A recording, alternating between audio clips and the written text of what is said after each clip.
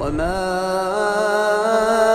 أمروا إلا ليعبدوا إلها واحدا لا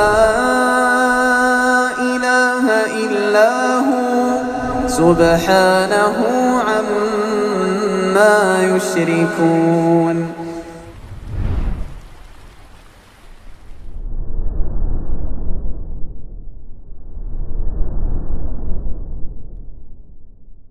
ونستعينه ونستغفره ونعوذ بالله من شرور أنفسنا وسيئات أعمالنا من يهده الله فلا مضل له ومن يضلل فلا هادي له أشهد أن لا إله إلا الله وحده لا شريك له وأشهد أن محمدا عبده ورسوله لا نبي بعده. اللهم إنا نسألك علما نافعا ورزقا طيبا وعملا متقبلا. اللهم إنا نعوذ بك من علم لا ينفع ومن قلب لا يخشع ومن نفس لا تشبع ومن دعاء لا يسمع. اللهم إنا نعوذ بك من هؤلاء الأربع. فإن أصدق الحديث كتاب الله وخير الهدي هدي محمد صلى الله عليه وسلم وشر الأمور محدثاتها وكل محدثة بدعة وكل بدعة ضلالة وكل ضلالة في النار. أما بعد. Bismillah ta'ala, kita akan melanjutkan pembahasan kitab Qimatuz Zaman Indal Ulama. Pada pertemuan lalu kita membahas bukan di perut kitabnya, melainkan maksud dari kitab, yaitu tentang masalah produktivitas, terutama dalam menuntut ilmu dan juga dalam beramal soleh. Dan kita telah menjelaskan hal-hal tersebut. Dan saat ini insyaAllah kita akan memulai dari pembahasan yang ada di dalam kitab, beberapa kisah ringkas, cerita ringkas yang ada dalam kitab ini biiznillah ta'ala. Ini mulai dari masalah mudzakarah, yaitu mengingat-ingat ilmu, ya, dari perkataan atau dari halaman, kalau di halaman aslinya 86, tapi di terjemahan bukan, ya. Di terjemahan beda. Di sini Talqib Munzirin Al-Marwani An-Nahwi Al-Mudzakarah li shiddati ta'alluqihi bi mudzakarati an-nahwi. Itu bukan tentang Al-Marwani An-Nahwi, kan? Ya, itu. Taib dikatakan oleh penulis rahimahullah, وكان بعض أئمة اللغة العربية يلقب المذاكرة لشدة تعلقه بمذاكرة علم العربية مع كل من يراه من العلماء. Sebagian ulama bahasa Arab, jadi ada a'immatul lughah Arabiyah, yaitu ulama yang konsentrasi di bahasa Arab, karena bahasa Arab ini termasuk bahasa yang kompleks. Ulama bahasa Arab itu dijuluki al-mudzakarah. Apa di situ terjemahan al-mudzakarah situ, ya kan? Mudzakarah. Apa arti mudzakarah? Mudzakarah, dzakara yudzakiru. Mengulang-ulang. Murajaah. Mudzakarah itu bisa dua model makna. Makna pertama yaitu satu orang mengulang-ulang ilmu terus-menerus atau secara konsisten. Mengulang, mudzakarah. Apa yang tadi dipelajari kajian di rumah, mengulanginya mudzakarah. Mengingat-ingat atau mengulang-ulang ilmu bahasa Arab ma'a kulli man yarahu minal ulama, bersama siapapun yang dia lihat dari ulama. Dia suka apa? Suka bermudzakarah, yaitu suka menyinggung tentang bahasa Arab dan mencari faedahnya atau memberikan faedah atau saling memberikan faedah bersama dengan ulama yang dia temui. Qala al-Hafidh Ibnu Hajar fi Nuzhatil Albab fil Alqab. Al-Hafidh Ibnu Hajar punya kitab namanya Nuzhatul Albab fil Alqab, yaitu tentang laqab-laqab dan julukan-julukan para ulama. Di antara julukan ada namanya al-mudzakarah. Siapa dia al-mudzakarah? Ulama yang dijuluki al-mudzakarah Dia adalah Al-Munzir bin Abdurrahman bin Muawiyah bin Muhammad bin Abdullah bin Munzir bin Abdurrahman bin Muawiyah bin Hisham bin Abdul Malik Al-Andalusi Al-Marwani. Di sini ada Al-Munzir yang seorang dari Andalus, dan Andalus itu daerah separuh dari bagian selatan, kalau sekarang adalah Spanyol. Al-Marwani. Luqiba bidzalika li'annahu kana mughraman bi'ilmin nahwi wa kana imaman fihi muqaddaman fil lughah.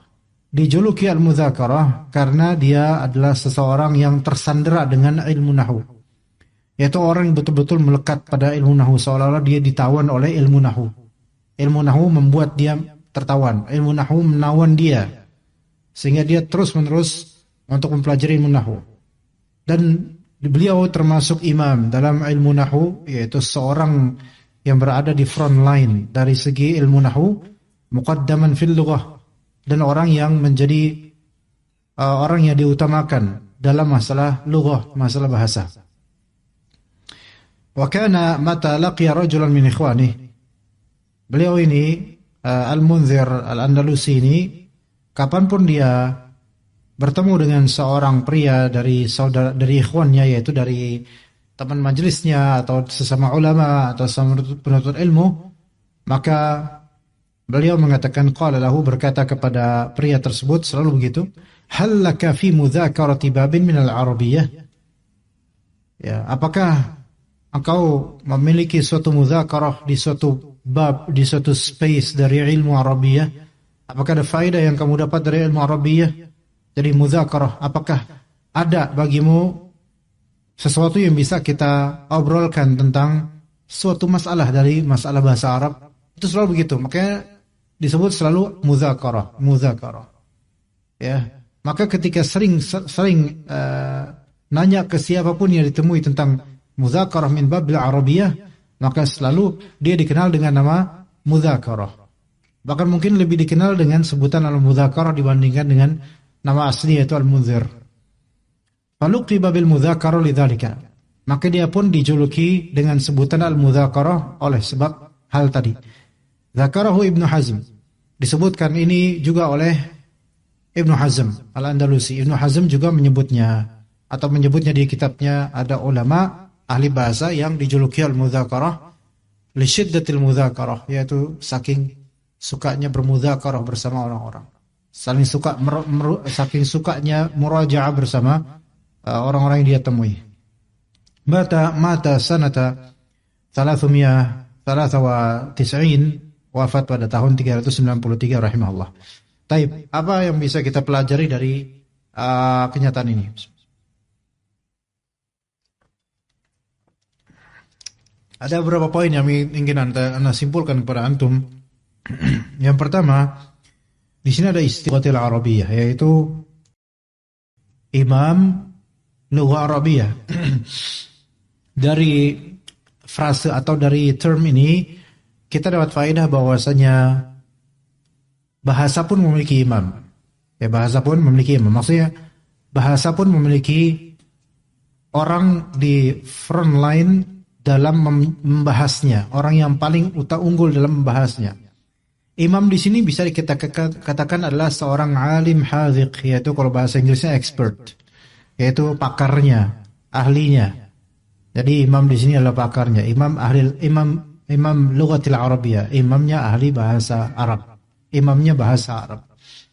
Ya, jadi imam kadang-kadang disebut imam ketika dia adalah seorang pakar dalam suatu bidang, maka imam dalam bidang tersebut.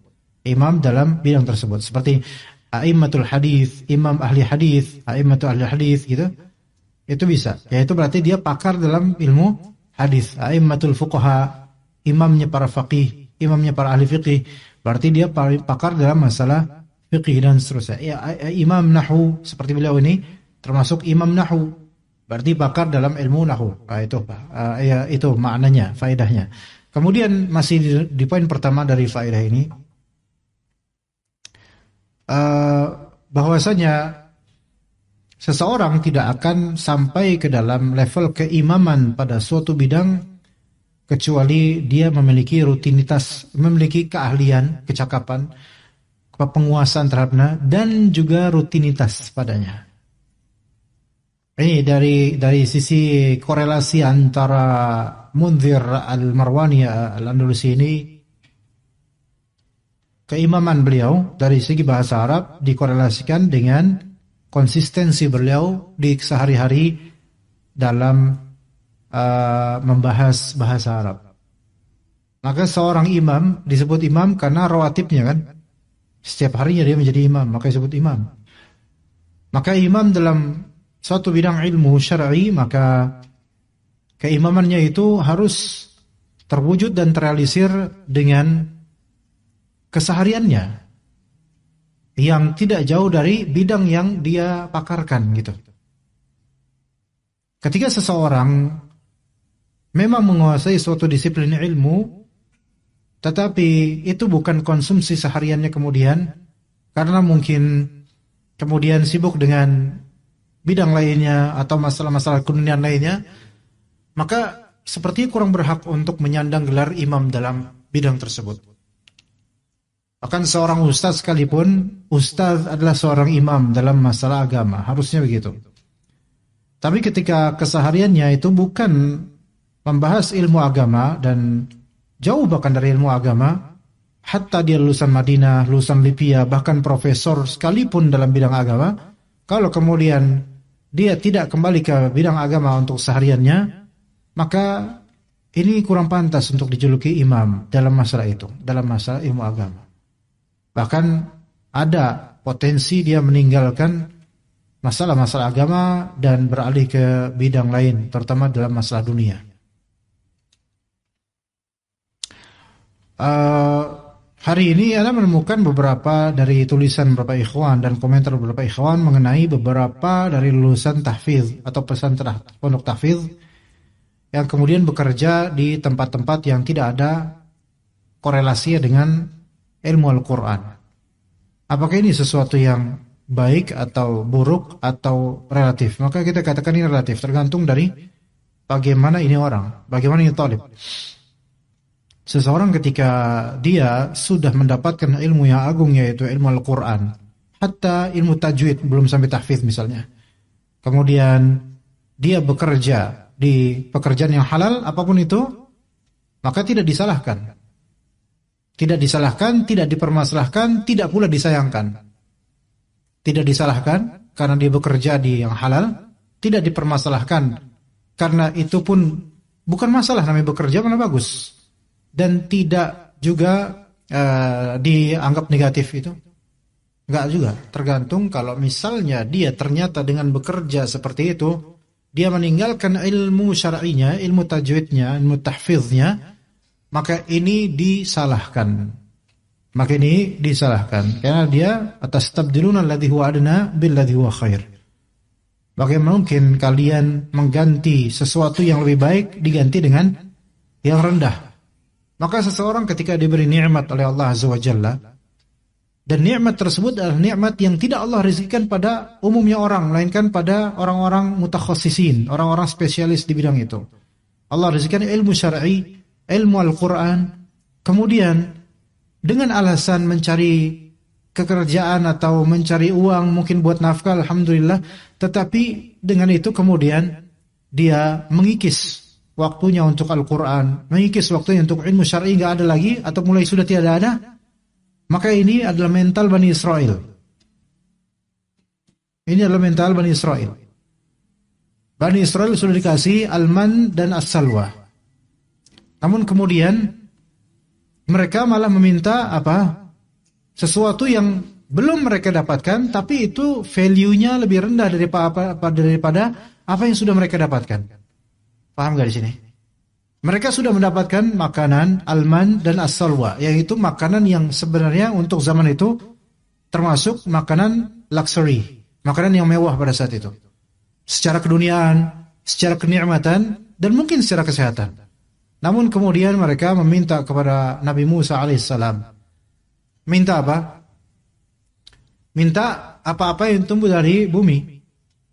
Ya, dari bawang putih, bawang merah. Antum dikasih nasi kebuli, terus antum minta, Anda mau gadoin bawang dah. Ini bahlul namanya.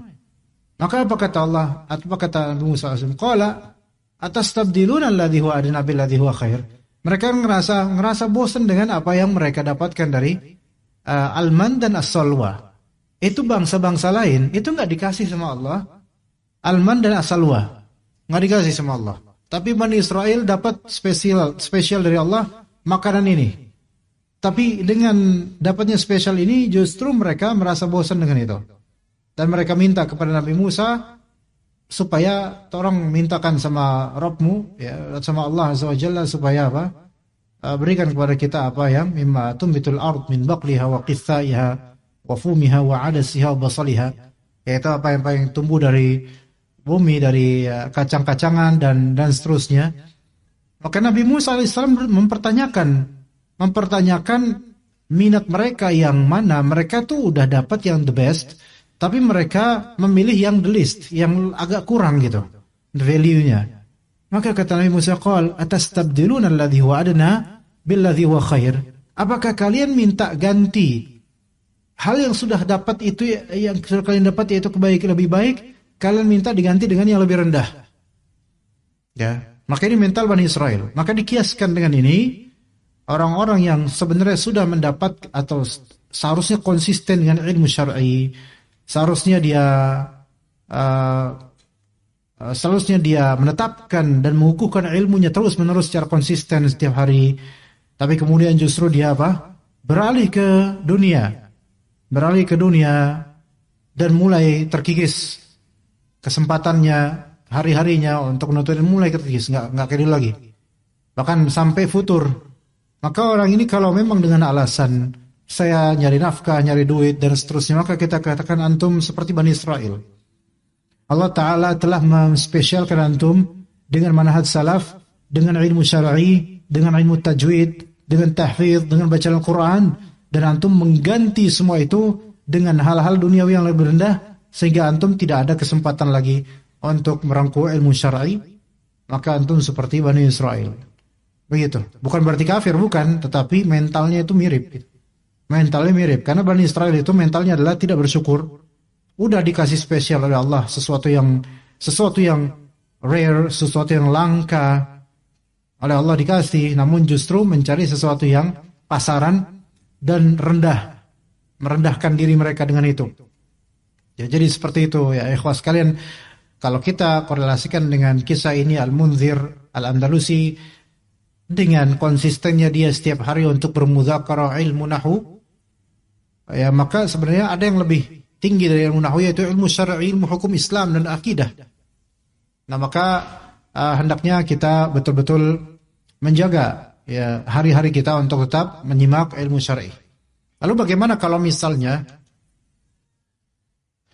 kita setiap hari mendengar atau menyimak video atau audio dan seterusnya dari ilmu syar'i? Maka ini masih bagus.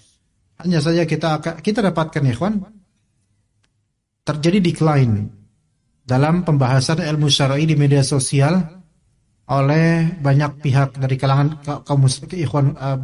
ikhwan kita dan akhwat. Karena dahulu kala di media sosial ketika era mungkin sebelum 2015, mungkin era 2009, 2010, terutama di Facebook, ketika awal-awal kemunculan Facebook 2008, 2009, 2010. Ketika itu ikhwan yang sunnah, ikhwan yang udah ngaji itu tidak sebanyak sekarang pastinya. Namun banyak dari mereka itu suka sekali untuk merewrite atau menulis ulang apa yang ada di kitab-kitab cetak untuk disebarluaskan di Facebook, kemudian kadang di tag teman-temannya, dan kadang teman-temannya minta tolong tag ya kalau ada tulisan ini, tolong tag ya kalau antum nulis ini dan seterusnya. Ya, dahulu kita melihat orang ini hanya kopas-kopas saja, misal dari kitab yang tebal itu dikopas, ditulis ulang, diketik ulang di netbook atau semisalnya. Itu banyak dulu bertebaran seperti itu. Kadang kopas artikel dari Al-Manhaj or It atau lainnya dikopas ya supaya disebarluaskan. Sekarang ikhwan-ikhwan seperti ini sudah seperti liburan dari ilmu syar'i. Banyak dari mereka sudah tidak lagi membahas ilmu syar'i.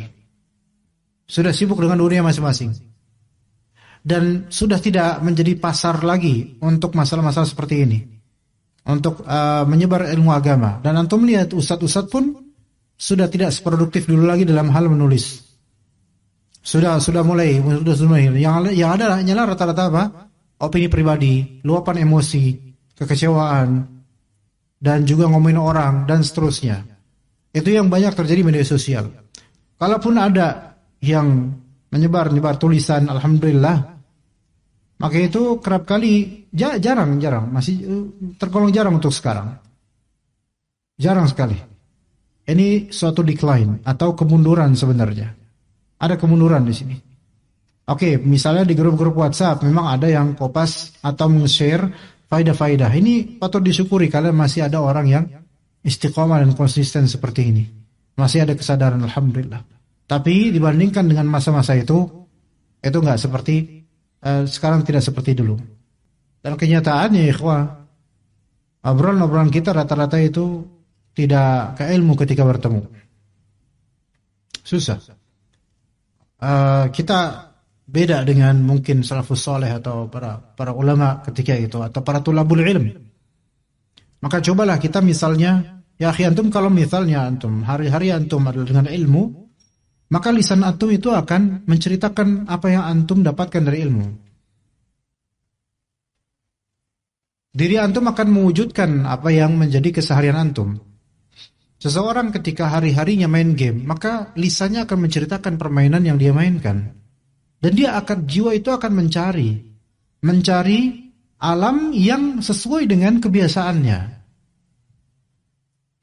Dan ketika antum sehari-hari tidak pernah atau tidak menyia-nyiakan waktu, banyak menuntut ilmu, antum nggak bakal mau ngumpul sama ikhwan-ikhwan yang ngomongin receh dan ngomongin poligami lah, ngomongin inilah, nggak mau antum. Nggak, males gitu. Karena turun value-nya. Tapi antum lebih suka apa? Kepada ikhwan yang mungkin kalaupun ada candaan, tetapi tetap ada selipan-selipan ilmu yang bisa antum dapatin dari orang ini. Gitu loh. Jadi kualitas seseorang tergantung dari bacaan dan tontonan, juga dari pertemanan dan perkumpulan. Dan itu relate.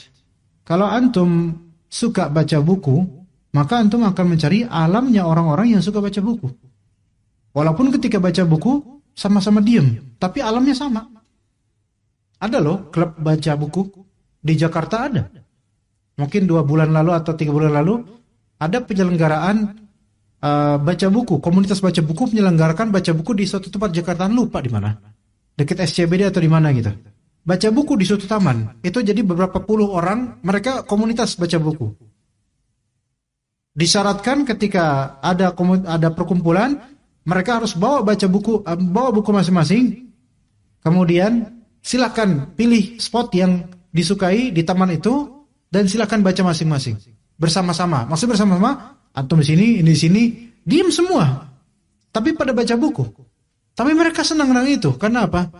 Manusia itu apa yang dibaca, apa yang dilakukan sehari-hari, dia akan mencari alam yang sesuai dengan kebiasaannya. Begitu ya, kawan. Akan mencari. Jiwa itu akan mencari. Ya, kita kan tahu bahwasanya the bird of the same feather flocks together. Ya, bahwasanya burung dengan feather itu apa? Burung dengan bulu yang sama akan berkumpul bareng-bareng. Burung akan bersama burung yang sejenisnya akan berkumpul dia. Coba kalau antum melihat burung-burung yang berkumpul terbang ketika burung ini bermigrasi dari kota dari hutan ke hutan lainnya, migrasi sampai berpuluh-puluh bahkan beratus kilometer. Apakah ada satu dari mereka spesies yang beda? Enggak. Mereka akan sama semua. Begitu juga dengan roh-roh manusia, spirit manusia akan mencari alam yang sesuai dengan interest dia. Sebagaimana ini, lihat Al-Munzir An-Nahwi ini ketika bertemu dengan siapapun itu akan menuntut pembahasan tentang ilmu bahasa Arab karena itu interest dia. Itulah ketercanduannya di situ. Nah sekarang kalau misalnya interest kita adalah di bisnis, maka kemana-mana kita akan ngomongin bisnis.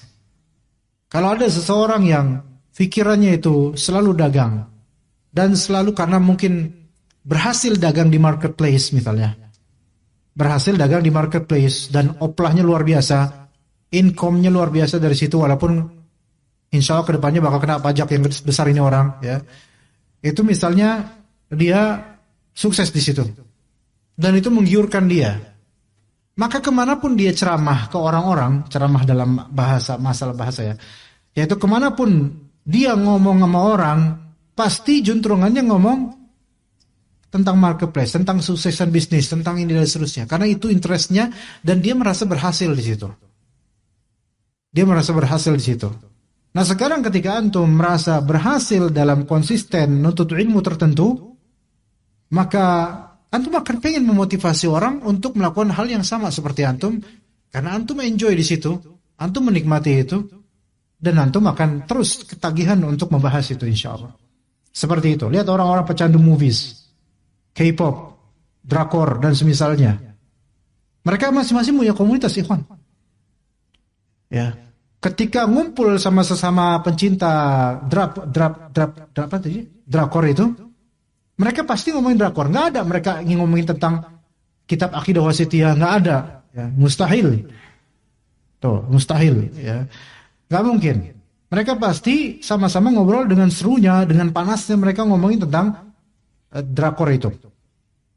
Dengan beragam variannya, ngomongin tokoh-tokohnya, ulama-ulama drakornya itu. Ya, kemudian ngomongin cerita-cerita di dalamnya. Dan seterusnya lah, kan nggak tahu itu. Nah sekarang ajaibnya, kita penuntut ilmu ketika ngumpul di komunitas salafiyin, yang kita bahas apa? Ustadz fulan poligami, Ustadz fulan gini. Subhanallah. Apa style drakor dipindah ke orang-orang ini gitu loh. Coba kalau misalnya kita bahas suatu ilmu gitu loh. Walaupun sederhana, walaupun mungkin dengan cara yang santai. Walaupun dengan cara yang santai. Ya, dengan cara yang santai. Kadang-kadang ya mungkin kita nggak harus kayak ulama zaman dulu yang serius kemudian. Kalau kita bermudzakarah kecil-kecilan, kita bisa dengan cara yang santai, ya. Yang kadang-kadang untuk orang zaman sekarang, cara yang santai itu malah justru lebih masuk dibandingkan agak serius. Kalau serius di kajian ini fadhal serius. Kadang-kadang ada candaan sedikit. Tapi kadang-kadang kalau misalnya kita lagi ngumpul antar ikhwan peer to peer, kita ngobrol santai. Tapi ada faedah di situ. Itu bisa masuk. Ternyata ada riset juga secara saintifik, ikhwan. Ada buku juga namanya Brain at Rest. Brain at Rest, The Art and Science of Doing Nothing. Ya. Jadi ada buku namanya Otak Ketika Istirahat. Otak ketika istirahat. Otak at rest, ketika istirahat. Itu membahas seni dan sains melakukan hal yang seni dan sains tidak melakukan apa-apa.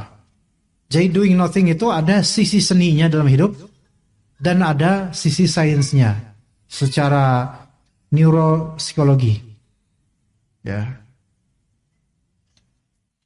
Bukunya kayaknya harganya 250 atau 300-an nih, Pak. Nah, ini ternyata ada quotes yang bagus, yaitu bahwasanya the rest atau having rest is wisdom. Istirahat itu adalah kebijaksanaan. Anda mungkin pernah Anda kasih tahu ke antum. Hujan kah? Allahumma shalli wa nafi'ah.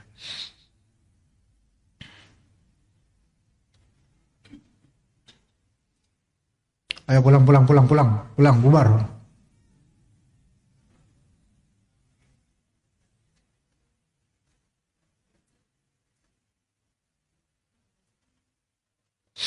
Ya, di buku itu disebutkan bahwasanya ketika kita itu lagi santai merupakan mitos, ya. Bisa dikatakan mitos ya, sebab bukan mitos sih. Merupakan kesalahan anggapan banyak orang. Ketika kita santai, otak kita itu kurang bekerja. Ini ternyata secara saintifik ketika dipelajari sistem otak kita, manusia pada umumnya, justru ketika kita itu nyantai, santai pikiran, maksudnya ya nggak ngapa-ngapain atau nyantai gitu, ada bagian otak yang justru bekerja lebih dibandingkan ketika kita lagi serius. Jadi ketika kita lagi relax, santai, tidak terbebani dengan pressure atau tekanan daytime, justru pas lagi nyantai itu ada serpihan bagian dari otak yang bekerja lebih, yang justru itu adalah pekerjaan otak yang sangat bagus untuk meningkatkan memori. Ada. Dan itu terbukti juga semua dari kita, Ikhwan. Kadangkala ketika kita lagi serius banget, mikir keras, jalan keluar nggak ketemu, solusi nggak dapat, jawaban nggak hadir. Tapi ketika kita nyantai, udahlah jalan-jalan dulu aja lah. Bahasa kita sekarang healing. Justru dapat solusinya. Justru dapat solusinya. Karena tanpa kita sadari, ketika kita santai, ada bagian dari otak yang bekerja, yang ketika kita lagi serius, itu kurang bekerja. Karena ada pressure. Tapi ketika disantaikan, justru bekerja dia. Itu ada seperti itu. Nah, kadangkala ketika kita lagi serius di majelis ilmu ini, ya, memang dapat faedah, alhamdulillah. Tapi ada hal-hal yang ketika kita lagi nyantai, kemudian kita dari santai itu kita mendapatkan fun fact, yaitu fakta yang asik-asikan gitu. Itu malah lebih keinget. Ketika kita ngobrol sama ikhwan, ngobrol santai, ngopi bareng gitu kan, terus bercanda dikit-dikit. Tapi ada juga faedah di situ. Ikhwan ini bilang, antum tahu nggak? Hukum itu nggak boleh tau, haram tau. Dalilnya ini, lagi santai. Tapi itu malah lebih melekat gitu loh. Itu bisa terjadi seperti itu. Makanya ilmu itu nggak mesti hanya didapat di kajian. Ya penting di kajian. Cuman kadang di luar dari kajian ketika antum lagi santai, itu bisa dapat. Ya. Saya sudah diberi warning untuk azan, silakan azan. Insyaallah kita lanjutkan setelah ba'diyah isya insyaallah. Bismillah, alhamdulillah, wassalatu wassalamu ala rasulillah wa ala alihi wa sahbihi wa man walaha, amma ba'd.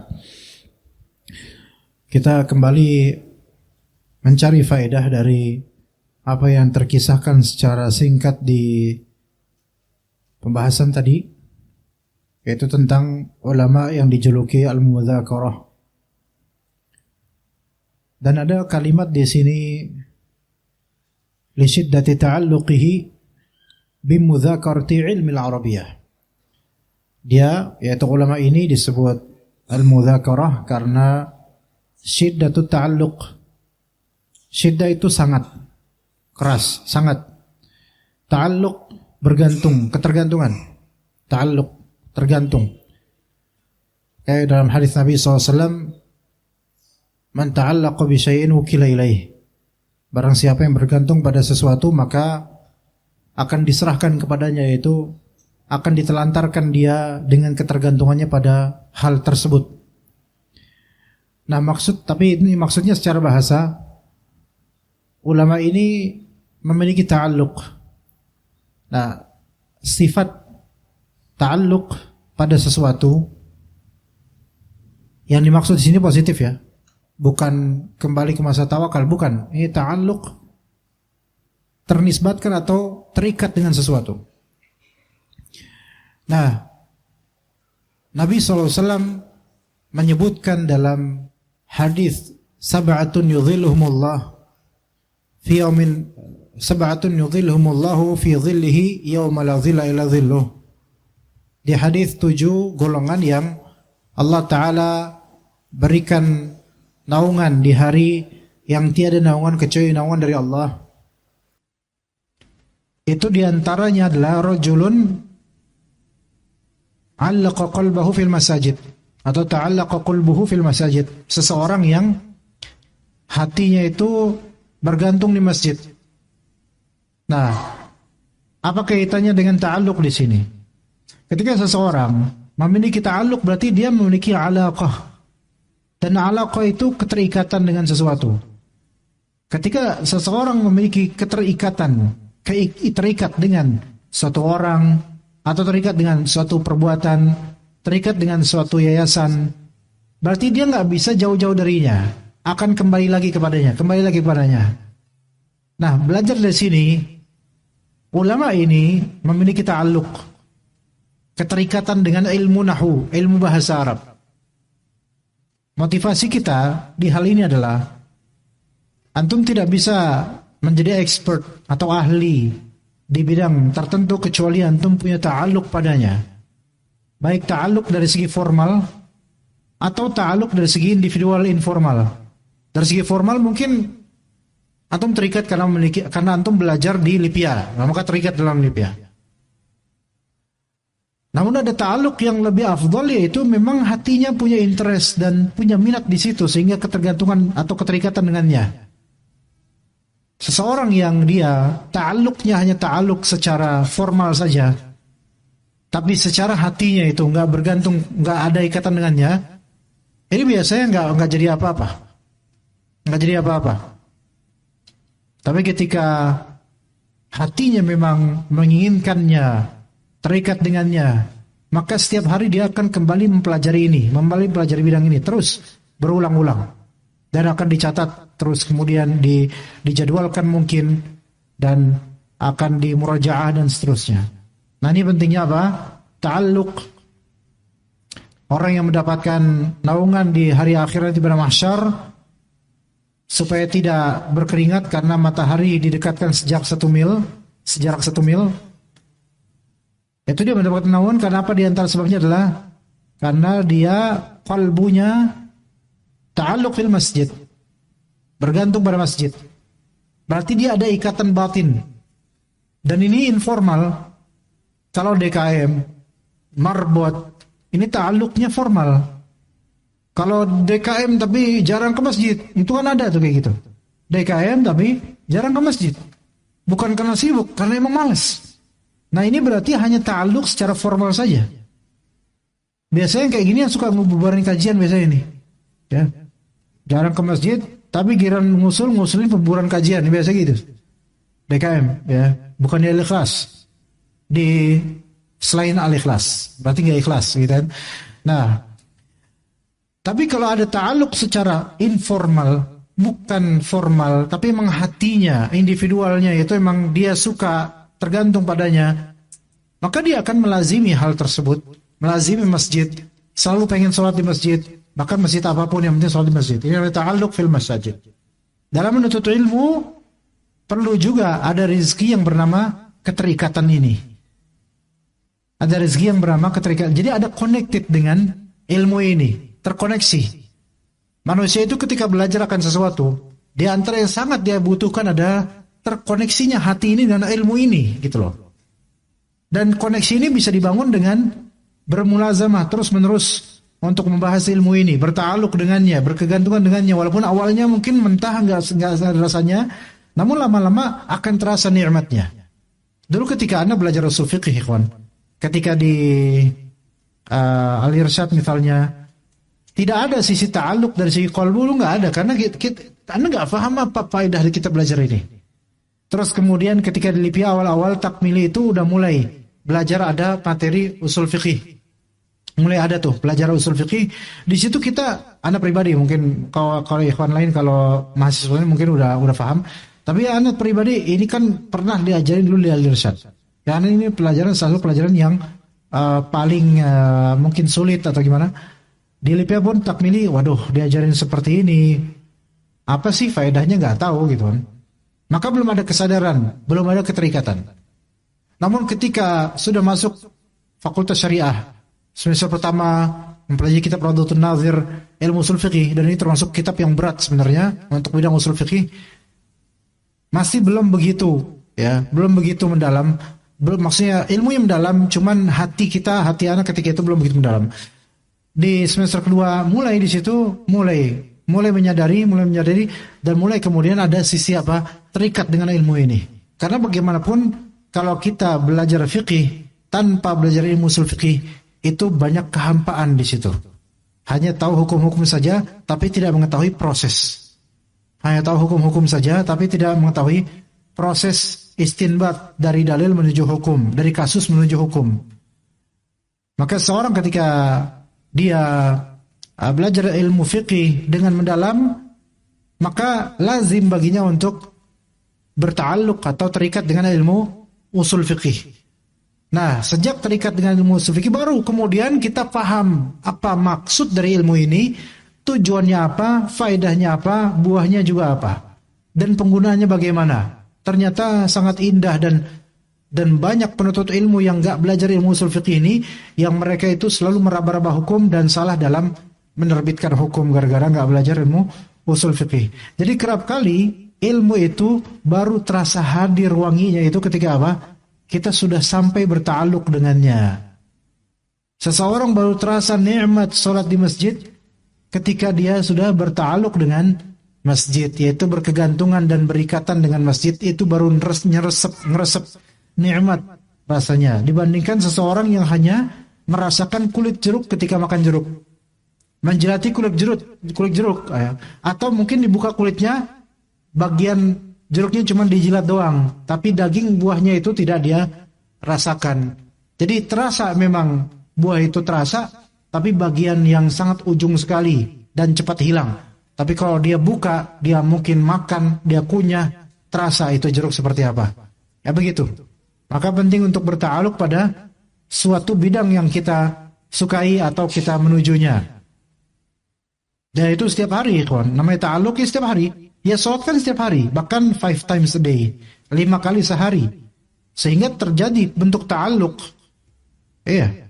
Orang-orang yang udah tercandukan untuk sholat di masjid, maka dia bisa 5 hari sholat di masjid, dan itu bagi orang yang nggak pernah seperti itu di luar nalar bagi orang-orang itu. Antum tanya orang Nasrani, atau selain Muslim lah pokoknya, bagaimana pendapat mereka tentang orang-orang Muslim yang subuh itu ke masjid, bahkan mungkin kalau hujan.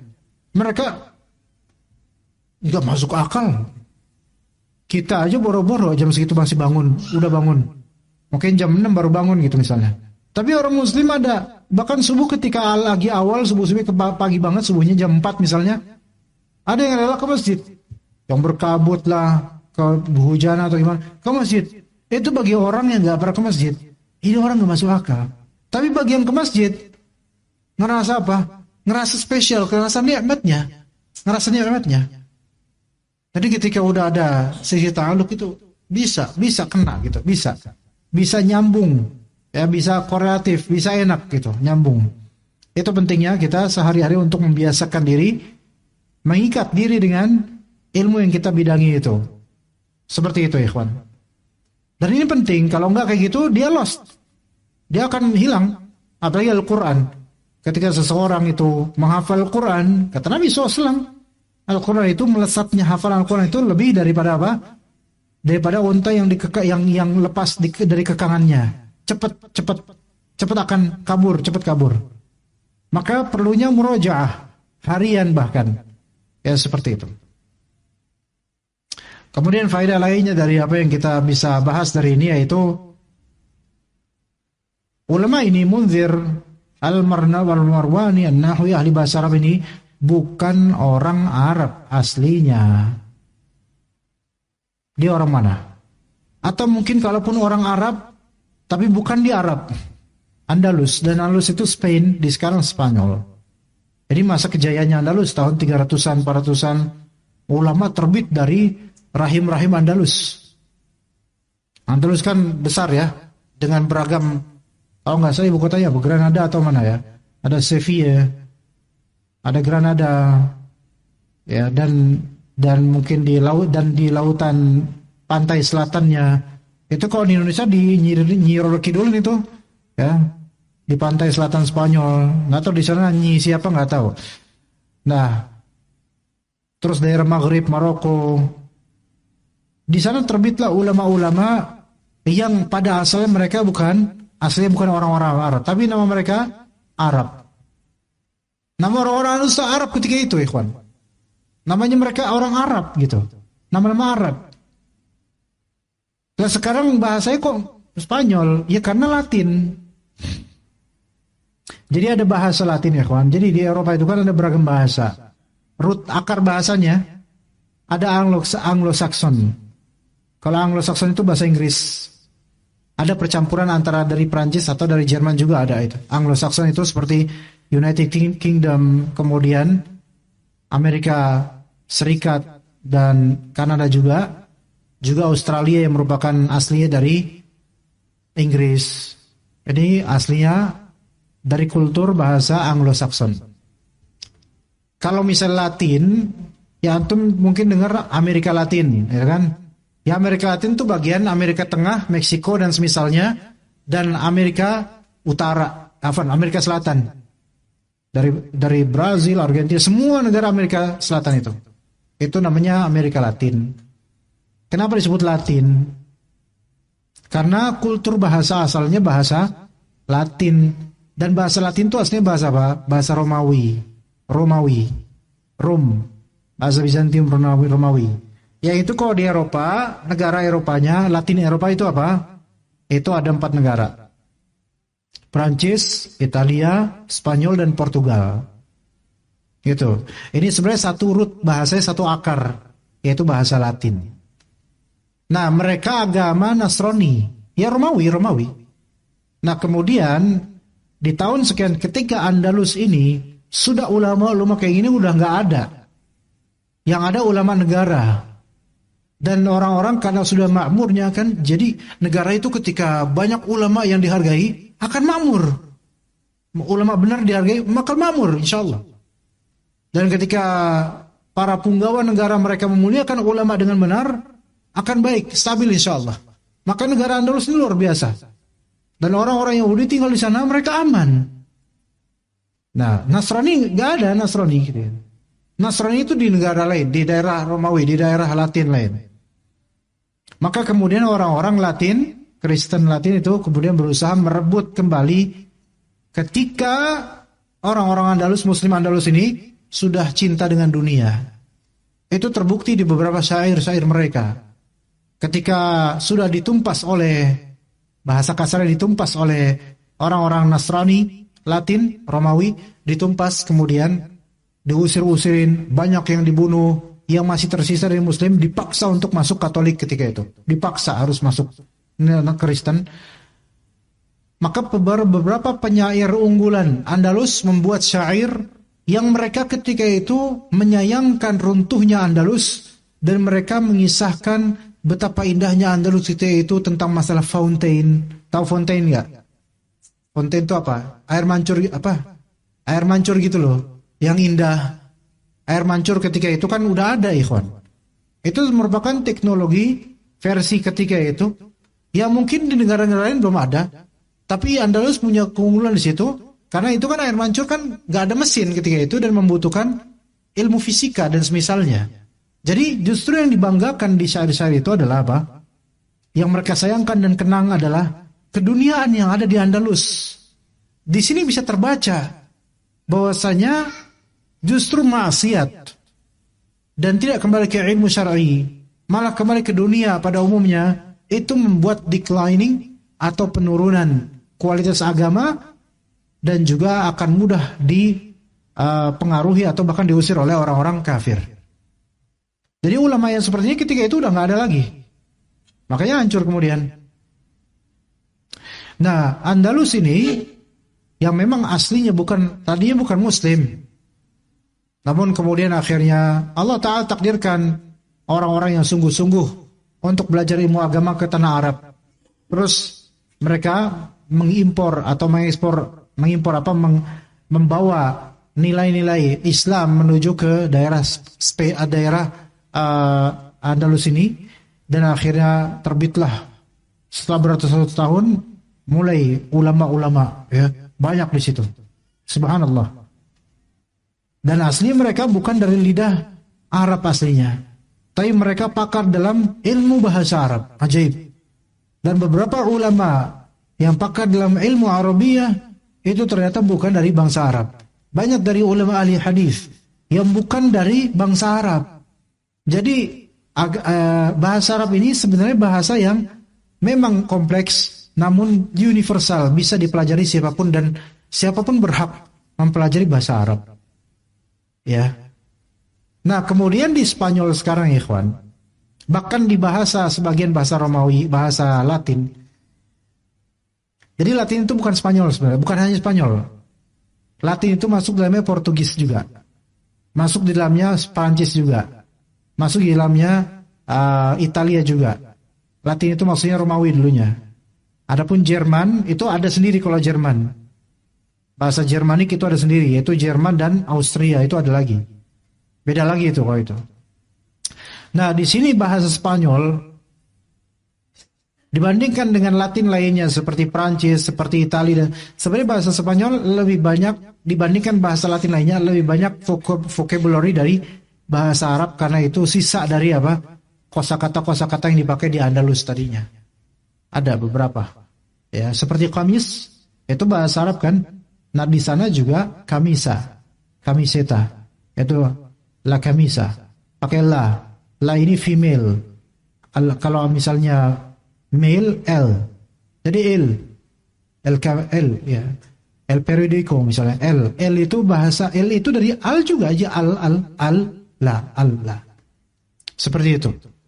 Dan berapa kosakata lainnya yang asalnya dari bahasa Arab. Ya. Anda sampai lupa. Tapi banyak gitu. Tapi hanya 10% dari satu bahasa Spanyol yang dari bahasa Arab. Ini menunjukkan pengaruhnya bahasa Arab ketika di Andalus itu cukup banyak, cukup besar. Namun karena ketika itu terjadi pembantaian dan pengusiran serta pemaksaan untuk murtad, maka sebenarnya Islam diberangus ketika itu. Tapi salah orang Islam sendiri ketika itu. Ya. Nah, kita belajar banyak dari ini, ikhwas sekalian. Ulama-ulama Andalus seperti Al-Qurtubi pun ada dua yang paling masyhur. Al-Qurtubi ahli hadis yang pensyarah Sahih Muslim dan Al-Qurtubi ahli tafsir, yaitu yang membuat tafsir Al-Qurtubi, yaitu Al-Jami' di Ahkamil Quran. Kitab-kitabnya sekitar 22 jilid kalau sekarang dicetak. Juga penulis kitab At-Tadhkirah bi Ahwal Mauta. Jadi subhanallah, dulu itu sampai sungai itu menjadi tinta karena buku-buku karya ulama-ulama Andalus dibuang ke sungai-sungai. Itu musibah yang terjadi ketika itu, ikhwan. Kenapa bisa itu terjadi? Ketika orang-orang meninggalkan ilmu syar'i, meninggalkan amal soleh dan sudah kiblatnya ke dunia, maka walaupun status asli muslim, tapi mudah sekali untuk dijajah dan diusir oleh orang-orang kafir. Jadi yang membuat kita tuh bertahan sebenarnya apa? Ilmu syar'i dan amal soleh. Itu susah untuk digoyang oleh orang-orang musyrik atau kafir. Begitu jemaah. Dan syaratnya kalau kita mau tetap itu konsisten. Terus menuntut ilmu syar'i, terus beramal, istiqamah. Ya, begitu. Wallahu ta'ala alam. Ya, mudah-mudahan kajian ini memberikan manfaat untuk Anda dan juga teman-teman sekalian, jemaah sekalian rahimakumullah. Barakallahu fikum jami'an. Terima kasih atas kehadiran antum semua. Wassallallahu ala nabiyyina Muhammad wa ala alihi wa sahbihi ajma'in. Subhanakallahumma bihamdika.